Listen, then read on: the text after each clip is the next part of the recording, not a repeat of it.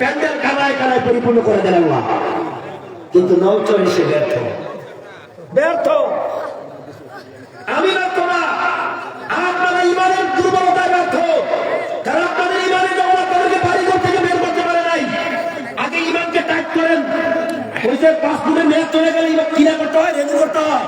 আপনাদের ইমানকে রেনু করতে হবে। ইমান নাই, কিন্তু ইমান নাই আমি বলে গেলাম, কোরআনের চোখ দিয়ে বলছি, আপনাদের ইমান আপনাদের থেকে সরে গেছে, দূর হয়ে গেছে। আমি বলে গেলাম, কোরআনের ফর্মুলাতে বলছি, যাদের অন্তরের মধ্যে ভয় সৃষ্টি হল না, আল্লাহর নাম শোনার পরেও কলিজা কাঁপলো না, তারা ইমানদার হতে পারে না। জি, আরেকজন দিলেন মাশাআল্লাহ, অনেকক্ষণ চিকিৎসা করার পর 500 টাকা। বলেন আমিন। দুইজনে মারহাবা। কি চিকিৎসক, ব্যর্থ চিকিৎসক, মানুষের মন বলে না।